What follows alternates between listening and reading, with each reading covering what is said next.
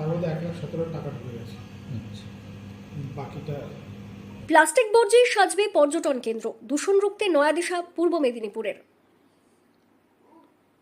Plastic দূষণ আজকাল সবচেয়ে বড় সমস্যা। খাল, নদী, পুকুর এবং ঘাটে সর্বত্র প্লাস্টিক রয়েছে। সময়ের সঙ্গে সঙ্গে পাল্লা দিয়ে প্লাস্টিকের ব্যবহার বাড়ছে। এবার জেলা প্রশাসন প্লাস্টিক দূষণ রোধে সম্পূর্ণ ভিন্ন পথ অবলম্বন করলো। ব্যবহারের পরে ফেলে দেওয়া প্লাস্টিক থেকে ভাস্কর্য তৈরি করা হবে আর তার স্থাপিত হবে জনপ্রিয় পর্যটন কেন্দ্রের বিভিন্ন পার্কে। আধুনিক সভ্যতার অভিশাপ যদি হয় প্লাস্টিক দূষণ, তবে সেই বিষ ঝেড়ে ফেলে দেওয়ার অভিনব রাস্তা খুঁজছে পূর্ব মেদিনীপুর জেলা প্রশাসন। এবার বর্জ্য থেকেই শিল্প, এর পথে হাঁটছে জেলা।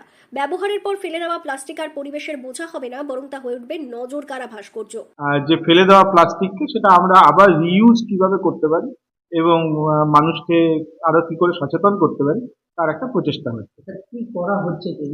আর যত রকমের আমাদের ফেলে দেওয়া প্লাস্টিক হয় সেইগুলো নিয়ে দৃষ্টিনন্দন কিছু আর্টস তৈরি করা। জেলা প্রশাসন সূত্রে খবর, ফেলে দেওয়া প্লাস্টিকের বোতল, প্যাকেট এবং অন্যান্য বর্জ্য সংগ্রহ করে তা দিয়ে তৈরি করা হবে বিভিন্ন শৈল্পিক স্থাপত্য।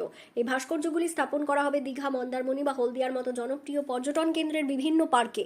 মূল লক্ষ্য দুটি: প্রথমত প্লাস্টিক বর্জ্যের সঠিক ব্যবস্থাপনা এবং দ্বিতীয়ত পর্যটকদের মধ্যে পরিবেশ সচেতনতা বৃদ্ধি করা। পৌরসভা ও পঞ্চায়েত এলাকাগুলি থেকে প্রতিদিন যে বিপুল পরিমাণ প্লাস্টিক জমা হয় তা নিয়ে মাথা ব্যথা শেষ ছিল না প্রশাসনের।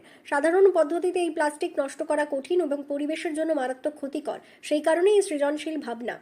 এ বিষয়ে পূর্ব মেদিনীপুরের অতিরিক্ত জেলাশাসক মানস কুমার মণ্ডল জানিয়েছেন, হ্যাঁ, আমরা কিছু করেছি, আমরা কিছুদিন পরে দেখতে পাবেন, আমরা ওয়ার্ক অর্ডার দিয়ে দিয়েছি, কাজটা শুরু হবে, একটু সময় লাগবে কাজটা শেষ হতে। শেষ হওয়ার পর পর্যটক যারা আছেন তারা এসেই দেখতে পাবেন আমাদের যে ফেলে দেওয়া প্লাস্টিক দূষণ কমাতে নতুন পন্থা অবলম্বন করা হয়েছে পূর্ব মেদিনীপুর জেলায়।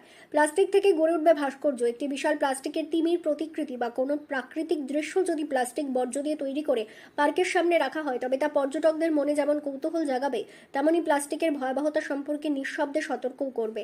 পূর্ব মেদিনীপুরের বিস্তীর্ণ উপকূলীয় এলাকায় পর্যটকদের আনাগোনা বেশি থাকায় প্লাস্টিক দূষণ নিয়ন্ত্রণ করা চ্যালেঞ্জ হয়ে দাঁড়িয়েছিল।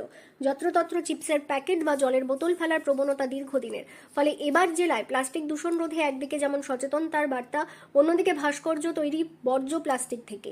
জেলা প্রশাসনের এই উদ্যোগে স্থানীয় শিল্পীদেরও যুক্ত করার পরিকল্পনা রয়েছে। এতে একদিকে যেমন কর্মসংস্থান হবে, অন্যদিকে প্লাস্টিক যে কেবল আবর্জনা নয়, তাকে পুনর্ব্যবহারযোগ্য করে সৌন্দর্যায়ন সম্ভব, সেই বার্তাও পৌঁছবে জনমানসে। ইতিমধ্যে বিভিন্ন ব্লকে প্লাস্টিক সংগ্রহের কাজ ত্বরান্বিত করার নির্দেশ দেওয়া হয়েছে। সংগৃহীত সেই প্লাস্টিক প্রসেসিং ইউনিটে নিয়ে গিয়ে বাছাই করা হবে এবং শিল্পী ও কারিগরদের হাতে তুলে দেওয়া হবে।